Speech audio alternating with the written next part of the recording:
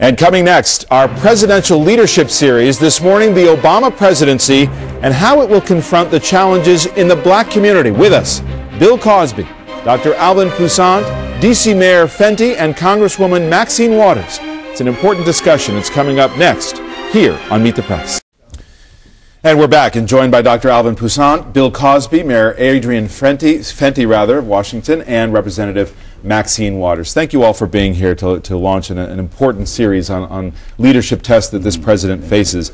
Bill Cosby, you and Dr. Toussaint wrote this book, Come On People, in order to effectively say there is a crisis in the black community. It is educational, it is economic, it is social.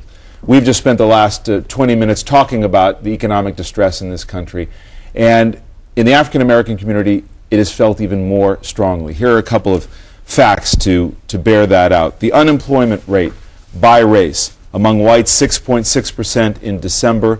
Among African Americans, it's already in double digits, 11.9%, up 3 points. And there is this sobering assessment from the Economic Policy Institute from back in September. The overall social well-being of African American communities depends upon strong job growth. The historical evidence shows clearly that strong job and wage growth are the keys to reducing black poverty. Without reductions in child poverty, we can expect continued lower educational achievement, higher rates of teen pregnancy, and a higher than average rate of crime in black communities. These are discouraging facts. Bill Cosby, I'll start with you. Well, I think Alvin has something to say about, go ahead. Well, I think all the things that you mentioned are severely aggravate all the things that are happening, bad things happening in the black community. The unemployment rate, the poverty rate. We know that the poverty and the unemployment stresses families. At the same time that you have this high unemployment rate, you also have, with the downturn in the economy, a cutback in all kinds of services, particularly that poor people need, that children need. The schools get cut back, so the schools are also having a more difficult time in educating young people. So the crisis is very, very serious and may get worse because the poverty rate certainly will go up because of the economic downturn. And it's likely that even more young people will not find any kind of work. I mean, the high school dropout rate in a lot of urban areas is like 50% particularly among African American youth in the major cities. And when they drop out of high school, they're very likely, there's 6 out of 10 chance of ending up at some point in prison. So all of the things we talk about in the book, the high incarceration rate, the high school dropout rate, the violence in the black community, what are people going to do if they don't have any money? Is that going to increase crime? Very, very, very, very likely. But I'm sorry. Go ahead. I think we need to do some work with numbers. For instance, if in a city to educate a kid in public school, it would cost $8,000 per child. Let's use that figure. To incarcerate, keep that person, it's $41,000. All right. So, if we know that the lack of education leads to a person's chances of committing crimes because they are not skilled at anything in particular, perhaps even illiterate or functionally illiterate, then why not try to educate all of our children? Try to educate all of our children. So 8 from 41,000 leaves you 33,000 left. I think we need to do the math on that and put more children in a position who are not doing well to help them do well. Because these children are not, some of them may be different. They learn differently.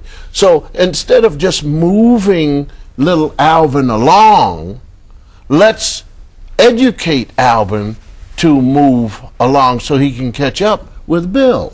Congresswoman Waters, enter President-elect Barack Obama. How does the nation's first African-American president take on these problems? Well, let me just say that despite the economic crisis that we're in, President Barack Obama is talking about the biggest stimulus package that's ever been discussed in the history of this nation. And we're in a situation where, yes, people are hurting. You just told us what the unemployment numbers are. But you know, a rising tide lifts all boats.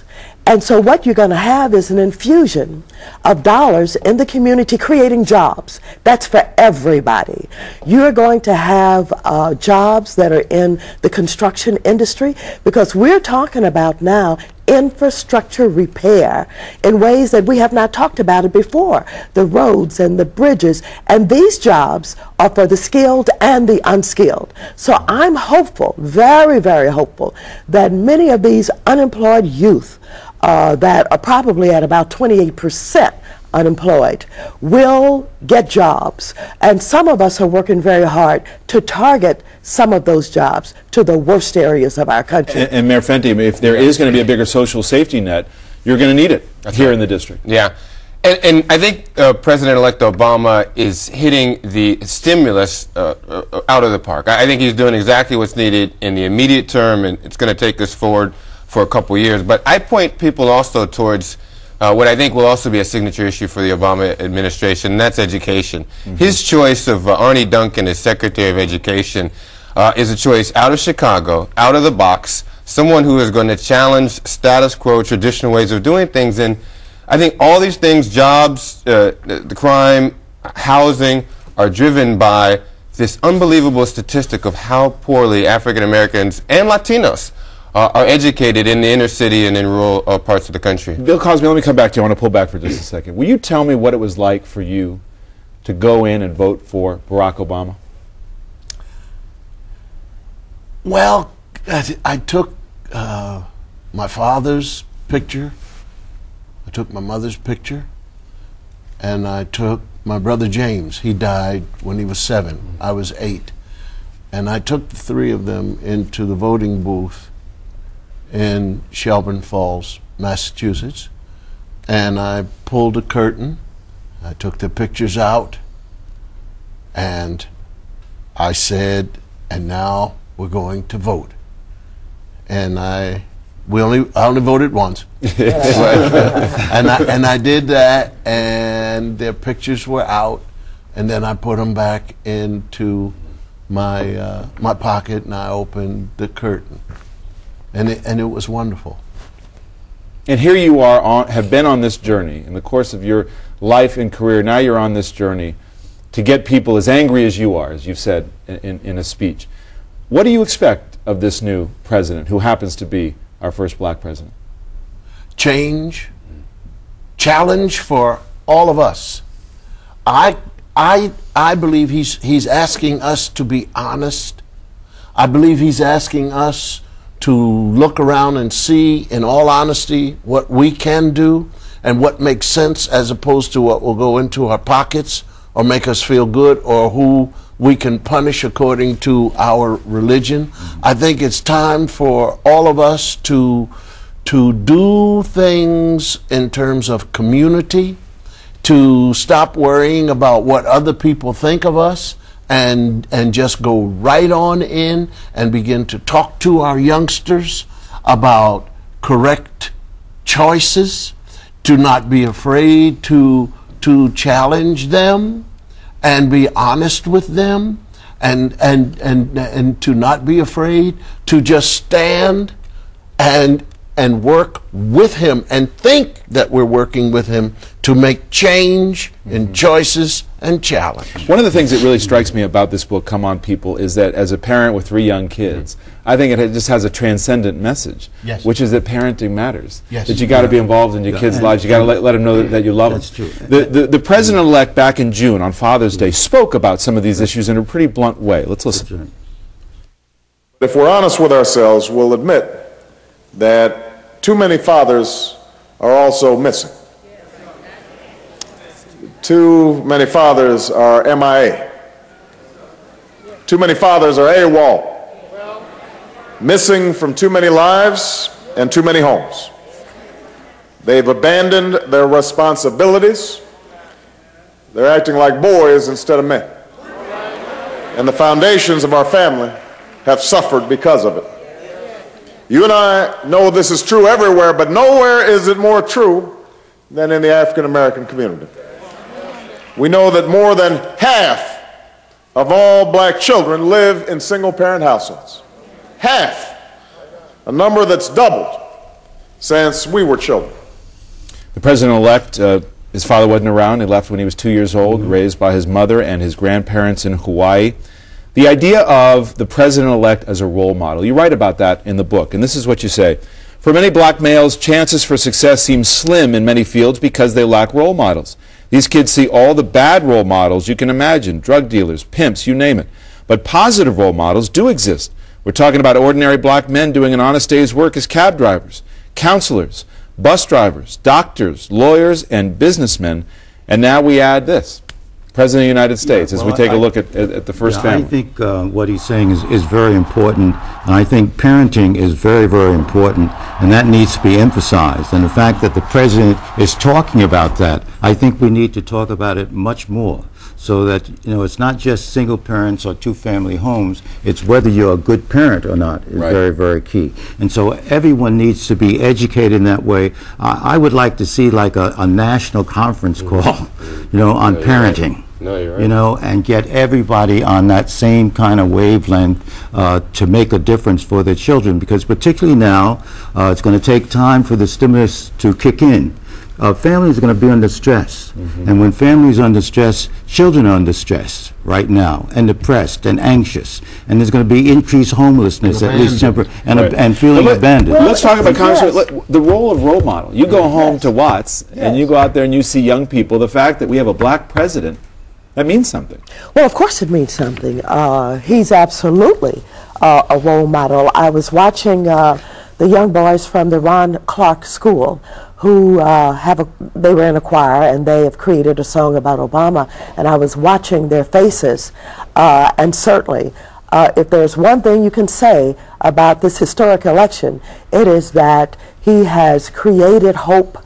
He has you know, let young people know and young black boys know that you can. You can indeed succeed. Let me tell you about this parenting issue, however. We just had a Black Caucus retreat, and parenting emerged as the #1 concern in that retreat. Now, as a public policymaker and a legislator, I think about ways by which we can be helpful in bringing about the kind of public policy that will assist families. And so parenting is one thing that I'm going to spend a lot of time on, because I think that we should dedicate personnel in our public schools to work with parents and to get parents involved. The PTA does not do that, but the teachers cannot do that. The teachers cannot be concerned about what is going on in the classroom and follow the kids home. But if we have a component in the school that's dealing with going to the home, finding out what is happening with this child, what are the circumstances under which they are living, and be able to direct resources toward that family and give family support, I think we can use parenting as a way to begin to deal with these very serious problems where children drop out and children are already considered failures before they reach high school. Mayor Fenty, how much of an experience do we have in cities across the country, but I'll talk about Washington, D.C., where young kids are even paying attention to what's going on with Obama, but they may look at him and say, no, no, that's not me.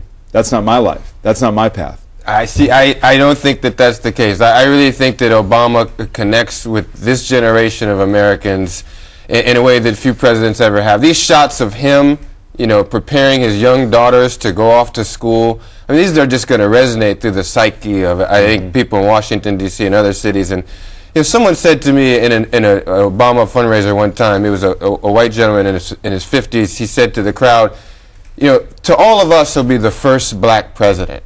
But to our kids and the younger generation, he's just the president. That cap of the African American never being a president will never exist for them. And I think that will have more of an impact on being a role model or anything else than anything we've ever seen in our community. It's interesting, Bill Cosby, to tie a couple of these things together. There's actually been some research done about the so-called Huxtable effect, referring, of course, to your program, the Cosby Show, which we all watched in the 80s. There was something you said about this that comes together, which is what this family demonstrated is that they were in control of their kids. They weren't losing to their kids, which is something I said to my wife last night. I said to my 6-year-old, I said, no, son, I'm the boss here. That's right. That's exactly right. How important was that show, do you think, in paving the way for Obama's success? I don't know. Look, that show's it was 25 years ago. So certainly it should have hit somebody before it hit Obama. So what I have to do is give credit to Michelle and to Barack and the beauty of what they've done with their children, with their lives. I still wear the rubber thing that says, you know, the Obama, because that was the day we were going around Detroit talking about get out and vote. This moment is not just a black man, and I'm not one of those people who professes, well, this is not a black man, this is about who happens to be. Yeah. No, he's been. The important thing about it is what he's doing with this country, for this country. And the beauty of it is that his story of his mother, Michelle's story of her father, this hits all colors, all religions, all races. Vernon Day, out where your community is, these Jesuits, they have an answer, and they make their boys go out into the community and give service. One of the things I've heard, and I'm sorry to take so much time, but one of the things I've heard is that when a person gives, when a person does a service, that there's something that happens to them emotionally. I've heard people in prison working with prisoners talk about prisoners breaking down and crying because they taught another prisoner, they mentored another prisoner to learn how to read, and that the mentoring person started to cry. You can't, as a policeman said to me, make a man cry by punching him in the face. They don't cry. But here this man is, and it's something emotional about us giving to each other, teaching each other, and that's what this family's talking about.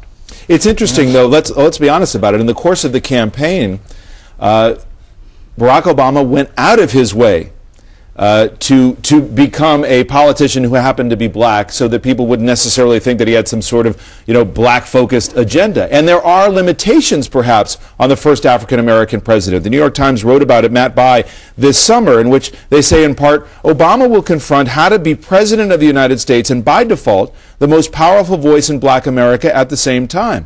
Several black operatives and politicians said that an Obama presidency might actually leave black Americans less well represented in Washington rather than more so. The argument here is that if President Obama closely watched for signs of parochialism or racial resentment, would have less maneuvering room to champion spending on the urban poor, say, or to challenge racial injustice. Is that a limitation? No, absolutely not. That's one of those arguments that's developed basically by pundits who kind of look from the outside. Barack Obama is about to lead the passage of a $1 trillion stimulus package. As I said, it's never been done. He's going to have the support of Democrats and Republicans alike. And you're going to see the kind of leadership that you have not seen in the past. No, it does not take anything away from his ability to target to those who are most in need. We examined the language that Barack Obama used in our retreat. And we discovered that many of us are saying the same thing, except he found ways to say it that make people feel comfortable, that make them feel safe. He has developed a style and a language and a way of presenting himself that causes people to stop and listen. I've been in presidential campaigns. I was with Jesse Jackson, and I thought to myself in the beginning of this campaign, here we go again. But what Barack Obama understood was that you have to be very, very thoughtful about how you talk about issues. He talks about morality and empathy, and people buy into that. And so I don't at all conclude that because he happens to be African American, that somehow he won't be able to target or direct resources. That is not a good argument. I think he's part of a new type of politician, whether it's a Cory Booker or Deval Patrick, Martin O'Malley, Gavin Newsom, whoever you want to name, who are saying it's not going to be either or anymore. I'm going to be either a mayor, governor, or president for all the people. He stuck with that message, and the American people overwhelmingly accepted. I think he's going to govern like that. And this is what he told. This is what he told Ebony Magazine just this past in January here.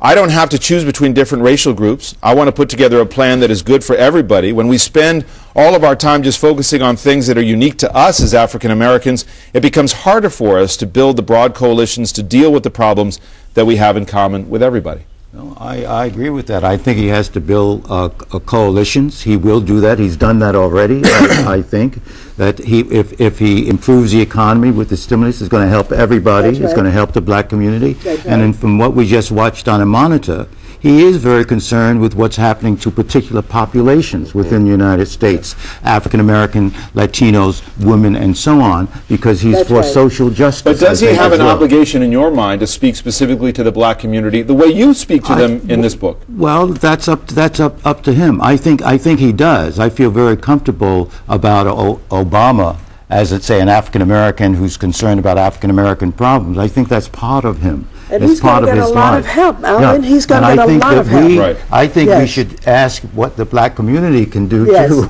for Obama. That is, he's inspired many of us. I think we also, everybody has to get behind Obama and in fact use his inspirational messages to build on, to help move us forward, both Yes. politically, socially, and even with being better parents. Well, let me tell you, experienced legislators, particularly in the Black Caucus, who now have arrived to chairmanships and subcommittee chairmanships. We have the legislation. We're talking about the same kinds of issues that he's talking about. We have the knowledge, we have the experience to carry forth his agenda that he describes in terms of morality and empathy. It's all about the least of these in many cases. And fortunately, we'll be able to give a lot of assistance to him. We know how to do it. We just have a couple of minutes left. Yes. Mayor Fenty, the inauguration, what are you expecting, and is the city ready?